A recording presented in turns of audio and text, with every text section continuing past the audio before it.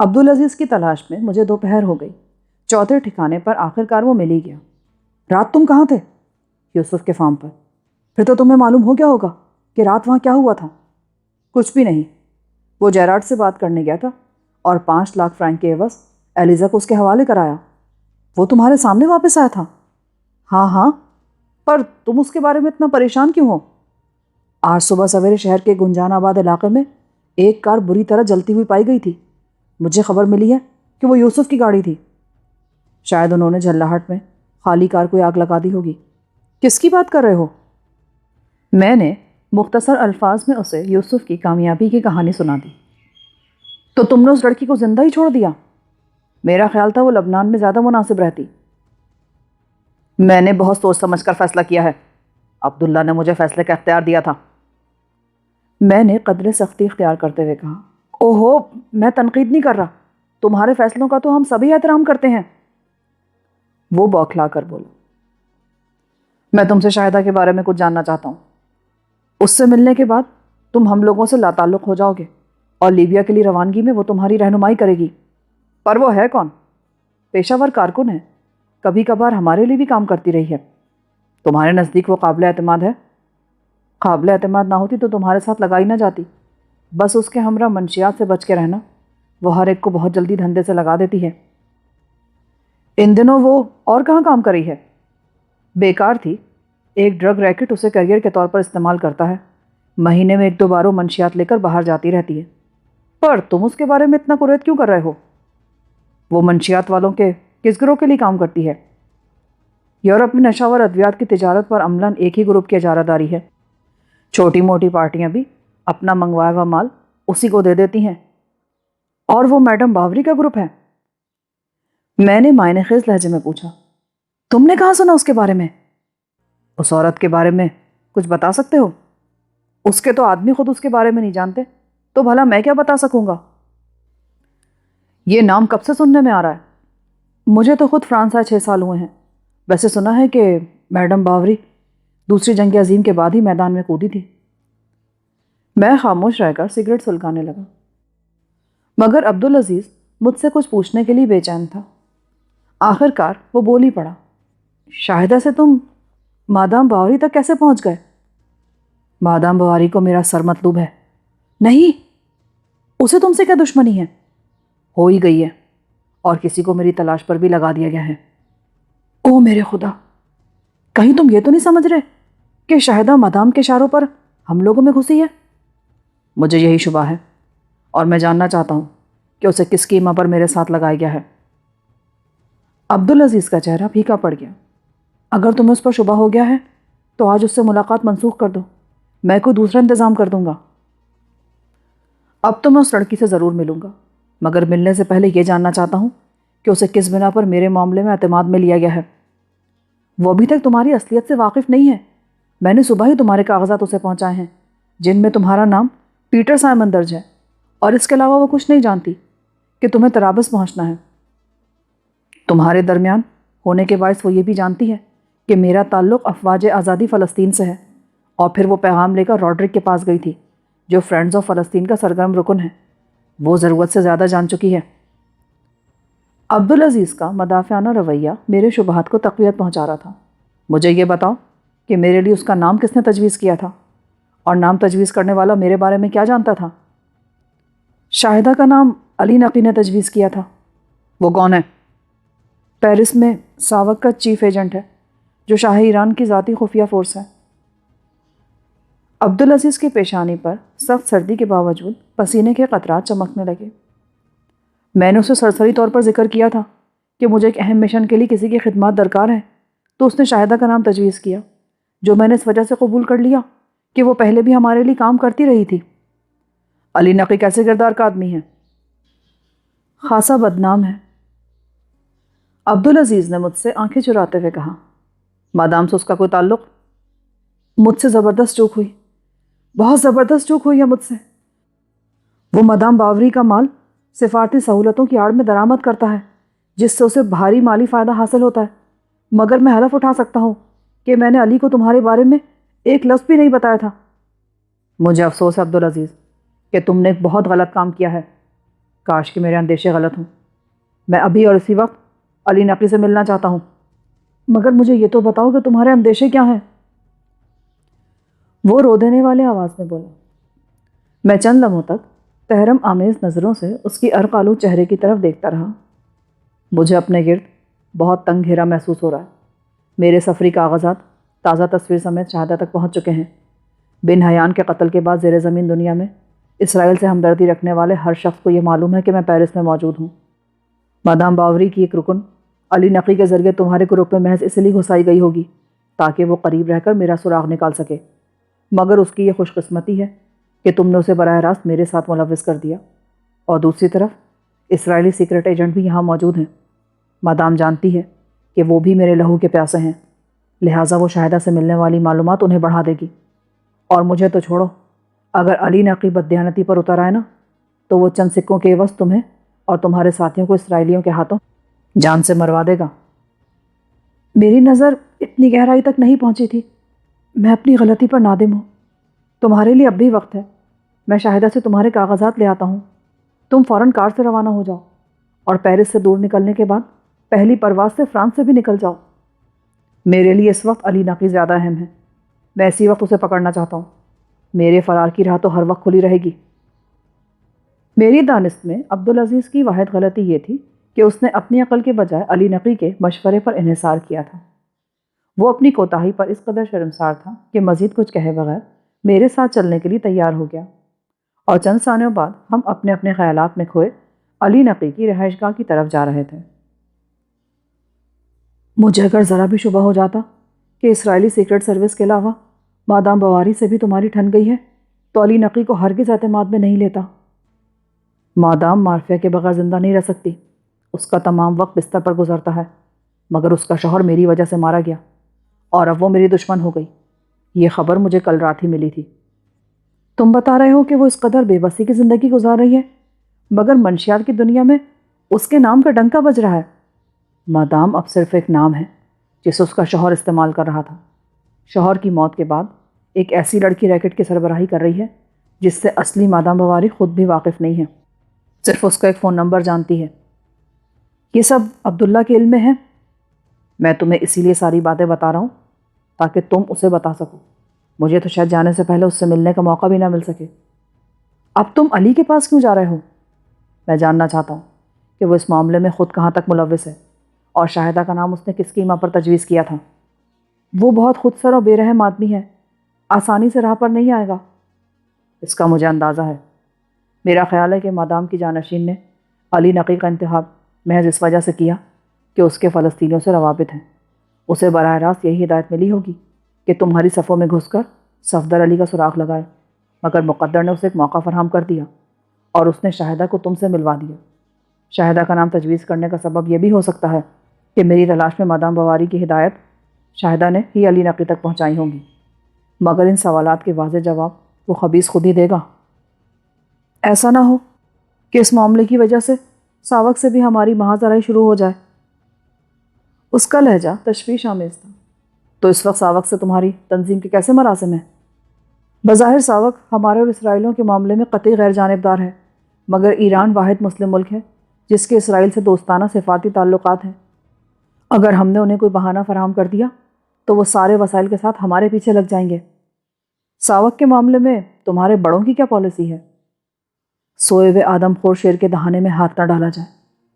ساوک بہت منظم ہے، ان کے پاس سرمایہ، وسائل اور افرادی قوت کی کوئی کمی نہیں، اور وہ جدید ترین خطوط پر کام کرنے کے عادی ہیں۔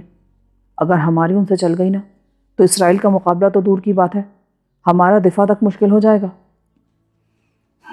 اچھا ہوا کہ تم نے مجھے بریف کر دیا۔ تم فکر نہ کرو، میں علی نقی کا معاملہ بگڑنے نہیں دوں گا۔ وہاں جانے کے بعد بگاڑ تو لازمی ہے، وہ شرافت سے تمہاری کوئی بات نہیں سنے گا۔ وہ بار بار اپنی پیشانی سے پسینہ صاف کر رہا تھا۔ وہ فرانس میں ساوک کا چیف ایجنٹ ضرور ہے، مگر میرے بھی اپنے حربے ہیں۔ اگر وہ تعاون پر آمادہ نہ ہوا تو اس کی لاش کا بھی سراغ نہیں مل سکے گا۔ تو تم اسے ختم کر دو گے؟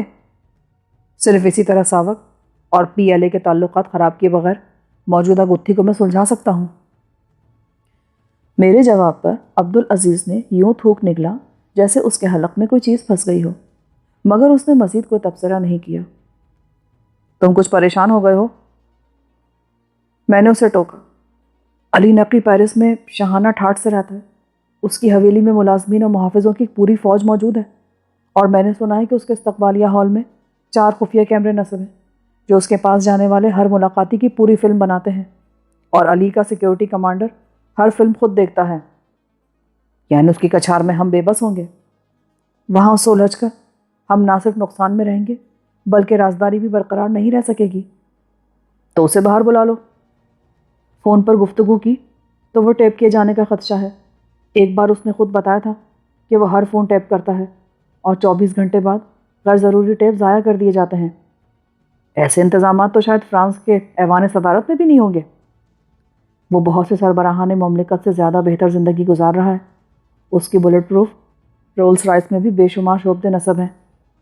اس کے باوجود وہ منشیات کی اسمگلنگ جیسا گھناؤنا کام کرتا ہے۔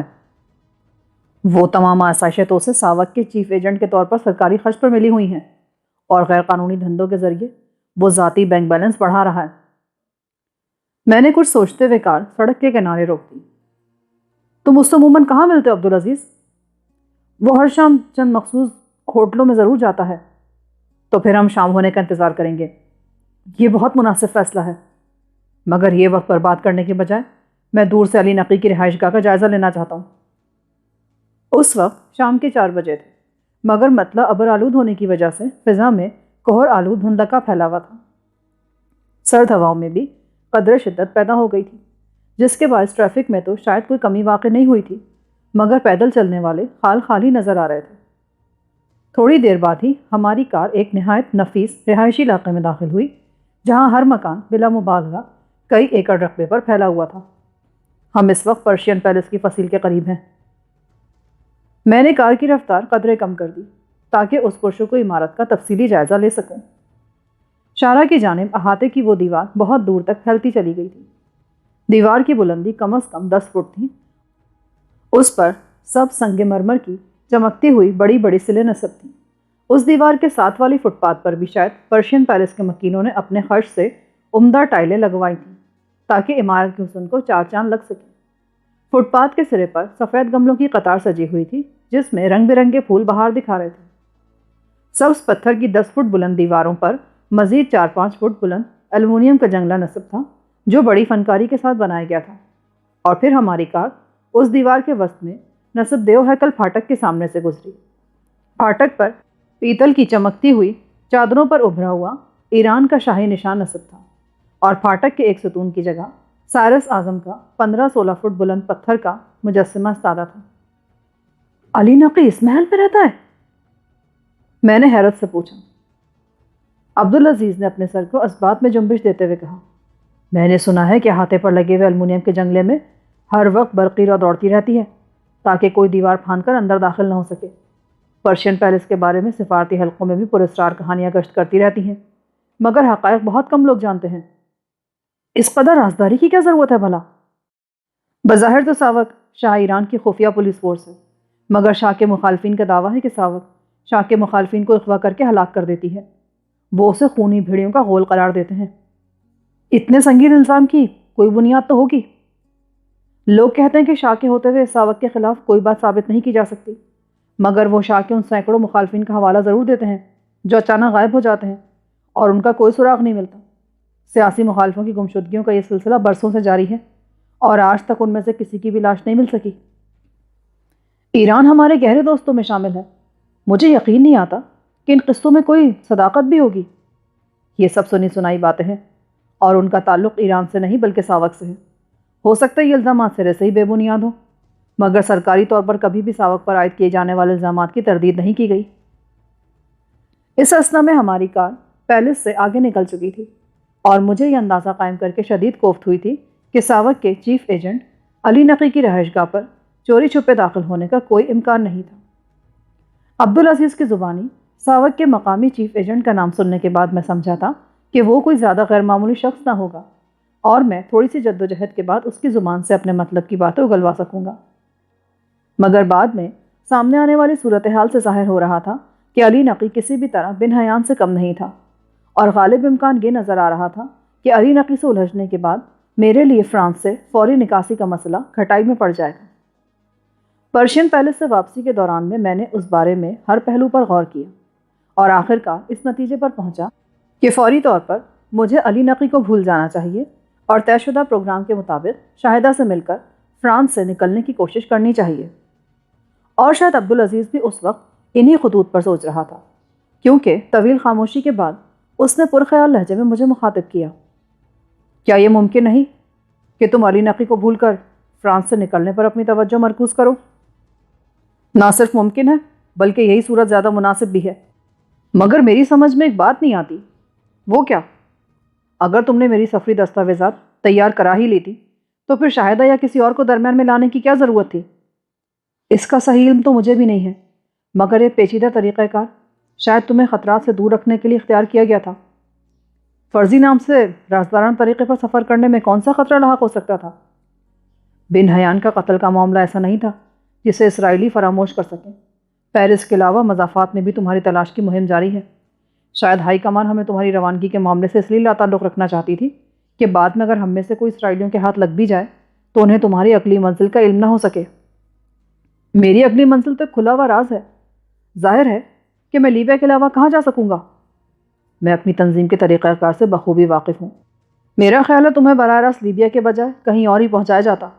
ہو سکتا ہے تمہاری بیوی بھی اس وقت تک اس نامعلوم مقام پر منتقل کی جا چکی ہو، مگر پہلے تو تم نے بتایا تھا کہ شاہدہ لیبیا جانے کے معاملے میں میری رہنمائی کرے گی۔ تمام حالات میں ہم لوگ صرف احکام کی تکمیل کرتے ہیں۔ اس وقت تک تم نے شاہدہ یا علی نقی کے بارے میں اپنے شبہات کا اظہار نہیں کیا تھا، لہٰذا میں نے اپنی ذاتی رائے کے اظہار سے گریز کرتے ہوئے تم سے وہی کچھ کہا جس کے لیے مجھے ہدایات ملی تھی۔ مگر اب حالات بدل چکے ہیں اور میں کھل کر بات کرنے پر مجبور ہو گیا ہوں۔ حقیقت تو یہ ہے کہ تمہاری نئی منزل کے بارے میں مجھے کوئی علم نہیں۔ پھر تو اب تک شاہدہ کو میرے بارے میں ہدایات مل چکی ہوں گی۔ کچھ کہہ نہیں سکتا، اس کا انحصار روانگی کے پروگرام پر ہی ہو سکتا ہے۔ ایسی صورت میں شاہدہ کے بغیر ایک قدم نہیں بڑھا سکتا۔ پتہ نہیں میری بیوی اس وقت کہاں ہے، اور اگر میں شاہدہ کو چھوڑ کر براہ راست ترابے سے نکل جاؤں تو میں وہاں کس سے اور کس حیثیت میں ملوں گا؟ کہ شاہدہ تو میرے لیے گلے کی ہڈی بن کے رہ گئی ہے۔ اگر تم روانگی میں تاخیر نہیں چاہتے تو پھر اس لڑکی سے ملنا ہی پڑے گا۔ عبدالعزیز نے مایوسانہ لہجے میں کہا۔ تم متضاد باتیں کر رہے ہو عبدالعزیز۔ نہیں، بخدا میں پوری نیک نیتی کے ساتھ تمہیں سلجھن سے نکالنا چاہتا ہوں جو میں نے خود پیدا کی ہے۔ علی نقی کی طرف روانہ ہونے سے پہلے تم نے مجھے مشورہ دیا تھا کہ میں شاہدہ کے بغیر خاموشی سے فرانس سے نکل جاؤں، اور تھوڑی دیر پہلے بھی تم نے علی نقی کو بھول کر فرانس سے نکلنے کا مشورہ دیا تھا، مگر اب اچانک ہی تمہیں شاہدہ کی اہمیت کا احساس ہونے لگا ہے۔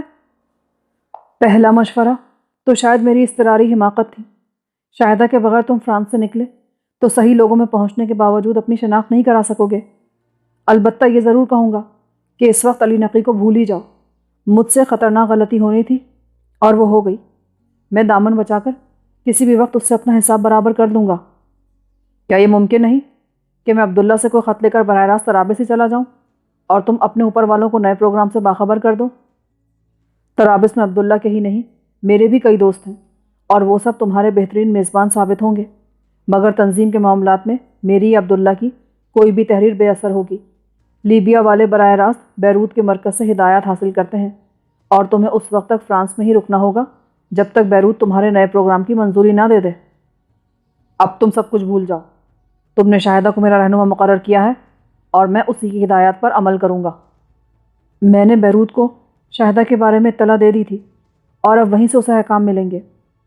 براہ راست؟ میں نے سوال کیا۔ یہ تو ناممکن ہے۔ عارضی کارندوں کو کسی درمیانی رابطے کے ذریعے احکام ملتے ہیں، مگر یہ یقینی بات ہے کہ ایسے رابطے عام طور پر ہمارے لیے بھی اجنبی ہی ہوتے ہیں۔ کچھ دیر کے سکوت کے بعد عبدالعزیز نے شرمسار لہجے میں کہا، اگر شاہدہ کی وجہ سے تم کو کوئی نقصان پہنچا تو میں زندگی بھر خود کو معاف نہیں کر سکوں گا۔ بے وقوفی کی باتیں مت کرو۔ جو کچھ ہوا اس میں تمہاری بدنیتی کا کوئی دخل نہیں ہے۔ آگے میرے مقدر کی بات ہے۔ میں عبداللہ کے سامنے بھی سر نہیں اٹھا سکوں گا۔ اس نے تمہارے بارے میں مجھے خاص طور پر محتاط رویہ اختیار کرنے کی تلقین کی تھی۔ تم عبداللہ یا کسی اور سے ان تمام باتوں کا ذکر نہیں کرو گے اور میں بھی اس بارے میں اپنی زبان بند رکھوں گا۔ میں نے سختی سے کہا، میں کسی بھی قیمت پر جھوٹ نہیں بولوں گا جھوٹ بولنے کی ضرورت ہی کیا ہے، بس میری اور اپنی ملاقات کا ذکر ہی مت کرنا۔ وہ تشکر آمیز انداز میں سر جھکا کر خاموش ہو گیا۔ شہر کے بارونق علاقے میں پہنچ کر میں نے کار چھوڑ دی۔ عبدالعزیز نہایت گرمجوشی کے ساتھ مجھ سے بغل گیر ہوا، مگر اس کا ضمیر ندامت کے بوجھ تلے دبا ہوا تھا۔ عبدالعزیز کی روانگی کے بعد میں نے ایک ٹیکسی پکڑی اور چند ہی منٹ میں ہاسٹلری ڈی الفانسو جا پہنچا، جس کے کمرہ نمبر 14 میں شاہدہ مقیم تھی۔ ہاسٹلری ڈی الفانسو صاف ستھرا اور وسیع اقامتی ہوٹل تھا، اور شاید کسی قدامت پرست مقامی کی ملکیت تھا، کیونکہ ہوٹل کے نام سے لے کر معلوماتی کتبوں تک ہر جگہ صرف فرینچ ہی نظر آ رہی تھی۔ اور جب میں نے استقبالیہ کاؤنٹر پر کمرہ نمبر 14 کے بارے میں معلوم کیا تو وہاں بیٹھی ہوئی لڑکی بے بسی سے مسکرا کر رہ گئی۔ پھر اس نے شانے اچکا کر فرینچ میں کچھ کہا، جس کے جواب میں انگریزی بولتا رہا۔ چند فقروں کے تبادلے کے بعد ہم دونوں ایک دوسرے کی مجبوری کے قائل ہو گئے۔ میں تو اس کا ایک لفظ بھی نہ سمجھ سکا، مگر وہ شاید 14 نمبر سمجھ گئی تھی۔ اس نے اشارے سے مجھے ایک طرف چلے جانے کا مشورہ دیا۔ اندر سے اس ہوٹل کی عمارت خاصی کشادہ اور خوشنما تھی۔ وسط میں بے حد خوبصورت لان تھا، جس کے چاروں طرف کمرے بنے ہوئے تھے۔ میں جدھر سے داخل ہوا ادھر سے کمروں کی ترتیب شروع ہوئی تھی۔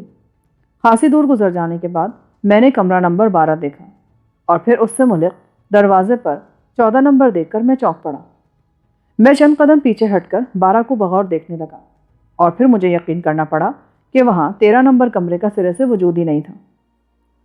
میں نے 14 نمبر پر ہلکی سی دستک دی، اور فوراً ہی دروازہ کھول دیا گیا۔ اد کھلے پٹ کے پیچھے شاہدہ کا حسین چہرہ میرے لیے غیر متوقع نہیں تھا، مگر وہ شاید مجھے اپنے دروازے پر دیکھ کر حیران رہ گئی۔ مجھے دیکھ کر حیرت ہوئی تم کو؟ میں نے مسکراتے ہوئے اس سے بے تکلفی سے سوال کیا۔ اس سے بات کرنے کے لیے میں نے اردو کا ہی انتخاب کیا تھا، اور اس وقت پہلی بار مجھے اندازہ ہوا کہ اردو زبان میں مخاطب کے لیے آپ اور تم کے الفاظ موجود ہونے کے باعث بے تکلفی کا فوری اظہار ممکن تھا، جبکہ انگریزی زبان اس سعادت سے محروم تھی۔ تم یہاں کیسے پہنچ گئے؟ جذبہ صادق ہو تو آدمی ہر جگہ پہنچ سکتا ہے، اندر آنے کے لیے نہیں کہو گی؟ شاید تم کل کے واقعے پر معذرت کرنے کے لیے آئے ہو، میں اس تلخی کو فراموش کر چکی ہوں۔ میرے لیے یہ سمجھنا دشوار نہیں تھا کہ وہ مجھے صرف ڈان فرنینڈو کے طور پر ہی جانتی تھی، اور اسے یہ علم نہیں تھا کہ پہلے روز اس نے ایک خط کے ذریعے جس شخص کو ملاقات کا پیغام دیا تھا وہ میں خود ہی تھا۔ میں تم سے تفصیلی گفتگو کرنے آیا ہوں۔ میں اس وقت مصروف ہوں، تم کل شام کو آ سکتے ہو؟ مجھے ٹلتے نہ دیکھ کر اس نے خشک لہجے میں اپنا فیصلہ سنا دیا۔ گھر بلائے مہمانوں کے ساتھ یہ سلوک تو کوئی بھی تہذیب نہیں سکھاتی مس شاہدہ۔ میں نے تلخی سے کہا، میں نے تمہیں کب بلایا تھا؟ تو پھر روڈرک کو بند لفافہ دے کر تم نے مذاق کیا تھا۔ اوہ مائی گاڈ، تو تم وہی آدمی ہو؟ اس نے دروازہ کھول کر مجھے تقریباً اندر گھسیٹ لیا۔ میں تمہاری تو انتظار کر رہی تھی۔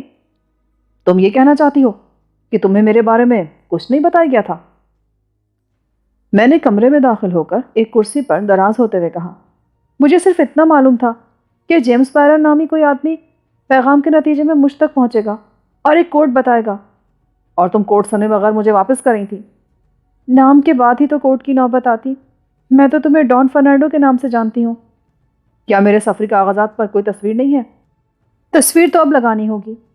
ویسے تم نے ابھی تک کوڈ نہیں دہرایا۔ تم نے روڈرک کو لفافہ کیا کہہ کر دیا تھا؟ میں نے مقررہ کوڈ دہرانے کے بعد اس سے سوال کیا۔ اسے وہ لفافہ عقاب کو دینا تھا۔ خوشی کی بات ہے کہ میرے لیے عقاب کا خطاب چنا گیا۔ میں نے بالکل صحیح نشانے پر غوطہ لگایا ہے۔ بعض اوقات ایسا بھی ہوتا ہے کہ شکاری نشانے کے دھوکے میں خود جال میں آن پھنستا ہے۔ اس کا زمانی جواب سن کر میری چھٹی حس بھڑکی، مگر میں نے بظاہر پرسکون رہتے ہوئے کہا، اس وقت معاملہ چھری اور خربوزے کا ہے، جو جی چاہے کہہ لو۔ حقیقت میں کوئی نمایاں فرق واقع نہیں ہوگا۔ یہ ڈبل بیڈ کمرہ ضرور ہے، مگر یہاں تم میرے سرپرست کی صورت میں رہو گے۔ تو الگ کمرہ ہی برا تھا کیا؟ ویسے باہر مجھے 13 نمبر کی تختی کہیں نظر نہیں آئی۔ یہ ہوٹل نہیں، تمہیں بہت سی جگہ 13واں کمرہ یا 13ویں منزل نہیں ملے گی۔ اس کی وجہ 13 نمبر کی نحوست، اور کیا؟ نمبر نہ ڈالنے سے کیا فرق پڑتا ہے؟ تمہارا کمرہ ترتیب میں 13ویں نمبر پر ہے، تم اس پر کوئی بھی نمبر ڈال لو، حقیقت پر کوئی اثر نہیں ہوگا۔ یہ تو انگریز کا پھیلایا ہوا وہم ہے، اور اس کے اثرات تمہیں پورے یورپ میں ملیں گے۔ لہٰذا آئندہ اس بارے میں سوچ کر اپنا دماغ ضائع مت کرنا۔ میرے بارے میں کیا پروگرام ہے؟ ابھی تک تو کوئی پروگرام موصول نہیں ہوا۔ کوئی پیغام آنے تک تم میرے ساتھ جیمز بائرن بن کر رہو گے۔ تمہاری حرکات و سکنات کے ذریعے خود پر تمہیں بزرگی طاری کرنی ہوگی تاکہ لوگ تمہیں میرے سرپرست کے طور پر قبول کر سکیں۔ سرپرستی میرے بس کی بات نہیں ہے، یہ کام کسی چرسی کے لیے زیادہ مناسب ہوتا۔ میری بات پر شاہدہ کے چہرے پر کوئی تبدیلی رونما نہیں ہوئی۔ چرسی کا بھلا سرپرستی سے کیا واسطہ؟ چرس پینے کے بعد آدمی پر جو قنوطیت طاری ہوتی ہے اس سے یہی ظاہر ہوتا ہے کہ وہ تم جیسی 10-5 موزور لڑکیوں کا سرپرست ہے۔ اگر یہی بات ہے تو فکر نہیں کرو، میں تمہارے لیے چرس کا بندوبست بھی کر دوں گی۔ یہ شوق بھی رکھتی ہو؟ کبھی کبھی۔ ویسے میرا اصل دھندا ہے منشیات فروشی ہے، جس میں چرس سر فہرست ہے۔ اتنا تو تمہیں راڈرک نے بتا ہی دیا ہوگا۔ تمہارے معاملے میں وہ میرا رقیب بن گیا ہے۔ مجھے حیرت ہے، تم جیسی خوبصورت اور صاف ستھری لڑکی ایسے کاموں میں ملوث ہے۔ طبیعت مائل ہو تو عصمت فروشی بھی کر لیتی ہوں، چاہو تو کبھی گاہک بن کر بھی مل سکتے ہو۔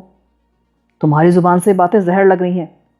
شاید اس لیے کہ میں تمہاری مادری زبان بول رہی ہوں۔ نام بھی شاہدہ ہے، اور پھر میرا باپ بھی پاکستانی تھا۔ اگر یہ تینوں باتیں یکجا نہ ہوتی تو شاید تم خود میرے امیدوار بن جاتے۔ کبھی پاکستان گئی ہو؟ اکثر جاتی رہتی ہوں۔ وہاں جانے کے بعد کبھی شرم محسوس کی؟ ہمیشہ ہی اپنے اوپر شرم آئی۔ وہاں ایسی عورتوں سے ملاقات ہوئی جن کے سامنے میں خود کو طفل مکتب محسوس کرتی تھی۔ میرا خیال ہے تمہارے ساتھ گزارا کرنے کے لیے ایسے موضوعات سے گریز ہی کرنا پڑے گا۔ ناصحانہ گفتگو تم نے شروع کی تھی، مجھے تو نصیحتوں سے چڑ ہوتی ہے۔ کوشش کروں گا کہ آئندہ تمہیں چڑھایا نہ جائے۔ یہ تو بتاؤ تمہارا سامان کہاں ہے؟ مجھے صرف یہاں پہنچنے کی ہدایت ملی تھی، ویسے بھی میرا سامان تن کے کپڑوں پر مشتمل ہوتا ہے۔ میں نے اس پر اپنی بے خبری جتانے کے لیے کہا، مگر مجھ سے کہا گیا تھا کہ اگلی ہدایت تک تم میرے ساتھ رہو گے۔ مجھے تمہارے ساتھ کیوں لگایا گیا ہے؟ اس بارے میں تو تمہیں زیادہ معلومات ہونی چاہیے۔ مجھے تو بس تمہاری خبر گیری کرنی ہے، اور شاید تمہارے ساتھ فرانس سے باہر بھی جانا پڑے۔ یعنی ہم دونوں ہی کسی اور کے احکام پر عمل کر رہے ہیں۔ مجھے اتنا احمق مت سمجھو۔ اگر تم انجان بن کر میرا امتحان لینا چاہ رہے ہو تو بات دوسری ہے۔ جسے تمہارا امتحان لینا تھا وہ لے چکا ہے، مجھے ایسا کوئی اختیار نہیں دیا گیا۔ نام کیا ہے تمہارا؟ تمہارے لیے جیمز کے علاوہ میرا کوئی اور نام نہیں ہے۔ اگر تم راڈرک کے فلیٹ پر نہ ملے ہوتے تو ضرور مان لیتی۔ وہاں تم ڈان فرنینڈو بنے ہوئے تھے۔ میں تمہارا اصل نام پوچھ رہی ہوں۔ ڈان فرنینڈو میں کیا خرابی ہے؟ تم بہت اچھی اردو بولتے ہو اور لہجہ بھی اجنبی نہیں ہے۔ میری دانست میں تو تمہارا اصلی نام مشرقی طرز کا ہونا چاہیے۔ جو نام دینا چاہو گی اپنا لوں گا۔ تمہارے خد و خال بھی جنوب مشرقی ایشیا کے باشندوں جیسے ہیں۔ حالانکہ میں نے خواب میں بھی ایشیا نہیں دیکھا۔ پھر تم نے اتنی اچھی اردو کہاں سے سیکھ لی؟ وہ میرے ماضی کے بارے میں گمشدہ کڑیاں تلاش کرنے پر تلی ہوئی تھی۔ شاید تم کبھی برمنگھم نہیں گئی، وہاں اردو کے باقاعدہ مشاعرے ہوتے ہیں۔ برمنگھم تو ایشیائی تارکین وطن کا گڑھ ہے۔ اگر تم ایشیا سے تعلق نہیں رکھتے تو پھر برمنگھم میں کیا کرتے ہو؟ پہلے جو کرتا تھا سو کرتا تھا، مگر تمہاری جرا کے بعد جھک مارا کروں گا۔ پتہ نہیں تمہیں میرے ماضی سے اتنی دلچسپی کیوں پیدا ہو گئی ہے۔ دیکھتے ہی دیکھتے اس کی آنکھیں نم ہو گئیں۔ اصل قصور میری ماں کا تھا۔ اگر وہ اسپین یا یورپ کے کسی ملک کے بھنگی سے بھی شادی کر لیتی نا تو کم از کم میں اپنے خاندان کو تلاش تو کر لیتی، مگر اب میں بالکل تنہا رہ گئی ہوں۔ باپ کی موت کے بعد اس کے رشتہ داروں نے اس کی جائیداد خود بد کر دی اور اپنا آبائی شہر چھوڑ کر انسانوں کے سمندر میں کہیں گم ہو گئے۔ نہ جانے کیوں میرا دل گواہی دیتا تھا کہ تمہارے ذریعے میں اپنے باپ کے خاندان کا پتہ چلا لوں گی۔ اگر تم ناراض ہوتے ہو تو میں آئندہ ایسی باتیں تم سے نہیں کروں گی۔ شاید غلاظت کے انبار میں زندگی گزارنا ہی میرا مقدر قرار دیا جا چکا ہے۔ کس غلاظت کی بات کر رہی ہو؟ میں نے اس کے آنسوؤں کا زیادہ اثر لیے بغیر حیرت سے پوچھا۔ منشیات کی اسمگلنگ اور عصمت فروشی کو غلاظت نہیں تو اور کیا کہا جائے گا؟ مگر یہ تو تمہارے شوق ہے نا؟ اس کی آنکھوں میں غصہ سمٹ آیا۔ وہ چند لمحے تک کچھ کہے بغیر مجھے گھورتی رہی۔ اس کے بعد رومال سے آنسو صاف کرتی ہوئی باتھ روم میں چلی گئی۔ شاہدہ کے بارے میں میرے ذہن میں یہ بات اچھی طرح جاگزیر ہو چکی تھی کہ وہ ایلیزا کی ماں یعنی مادام بواری کی ممکنہ جانشین تھی اور اس کی جانب سے انتقام پر مامور کی گئی تھی۔ مگر میری یہ خوش قسمتی تھی کہ شاہدہ کو صفدر علی کی تلاش تھی، جبکہ میں ڈان فرنینڈو تھا۔ ایلیزا نے مجھے یہ بھی بتا دیا تھا کہ اس کی ماں اپنی نئی جانشین سے محض ایک فون نمبر کے ذریعے متعارف تھی، لہٰذا مادام بواری یا مسز عذرا جونس کے ذریعے میری مکمل تفصیلات کی منتقلی بھی خاصی دشوار تھی، اور اسی وجہ سے شاہدہ میرے بارے میں اپنے شبہات کی توثیق کرنے کی سر توڑ کوشش کر رہی تھی۔ مگر اس نے پر اعتماد گفتگو کے بعد جس غیر متوقع انداز میں آنسوؤں کے روایتی نسوانی حربے کا سہارا لیا، اس کے باعث شاہدہ کے بارے میں میرے شبہات خاصے کمزور پڑنے لگے۔ ایک ایسی عورت جو ذرا سی بات پر رونے لگے کسی بہت بڑے اور منظم گروہ کی سربراہی کے قابل نہیں ہو سکتی تھی۔ اس کے بارے میں یہ بات تو طے شدہ تھی کہ وہ عام طور سے مادام باوری کے گروہ کے لیے کام کرتی تھی اور شاید علی نقی کے ذریعے محض صفدر علی کا سراغ نکالنے کے لیے فلسطینیوں کے گروپ میں پہنچائی گئی تھی۔ اگر یہ مفروضہ درست تھا تو شاہدہ میرے بارے میں بلکہ صفدر علی کے بارے میں معلومات حاصل کر کے کسی اور کو بڑھا دیتی اور اس کی روشنی میں مادام باوری کی جانشین اپنی پرانی مالکن کا انتقام لینے کے قابل ہو جاتی۔